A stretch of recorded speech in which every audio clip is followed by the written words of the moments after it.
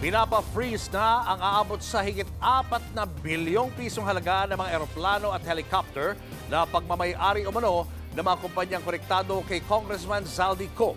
Nasa frontline na balitang yan si Ian Suyo. Private jet na nagkakahalaga ng 2 billion pesos, 2 helicopter worth 1.8 billion pesos, at iba pang air assets. Pagmamay-ari raw yan ng mga kumpanyang konektado umano kay Ako Bicol Party List Representative Zaldy Co. Sa kabuuan, aabot daw sa 4.7 billion pesos ang kabuuang halaga ng 11 aircraft ni Co. Nakalista ito sa assets ng Misbis Aviation and Development Corporation at Hightone Construction. 114 million pesos naman ang chopper ng isa pang top contractor ng flood control projects sa bansa na QM Builder. Hiniling na raw ni DPWH Secretary Vince Dizon sa Anti-Money Laundering Council na i-freeze ang bilyong-bilyong pisong halaga ng air assets ni Co at mga kontraktor na ito. Bukod sa air assets, pinapa-freeze din ng DPWH ang 474 million pesos na halaga ng mga sasakyan ng mga kontraktor at DPWH officials at employees na pinaiimbestigahan sa Ombudsman. Mahigit 270 million pesos dito ay pagmamay-ari ng mga diskaya. Kapag na-freeze ang mga ito, hindi na nila magagamit ang mga sasakyan at bawal din nila itong ibenta.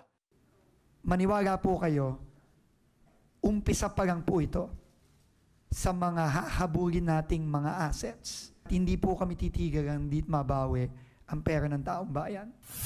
Sinumite na nila ang listahan sa AMLAC, ICI at Department of Justice. 10 opisyal naman ng DPWH ang pinagpapaliwanag ni Dizon dahil sa marangyang pamumuhay at substandard projects. Ang ilan sa kanila na booking na nandodoktor umano ng mga dokumento. Kasama dyan ng mga regional directors ng NCR, Central Visayas at district engineers ng ilang lugar. Maluluhong mga pamumuhay.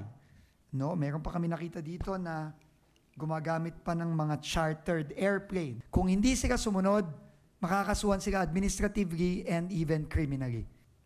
Huwag nyo nang hintayin yung mangyari sa inyo, yung nangyari kay Alcantara, kay Hernandez, kay Mendoza et al.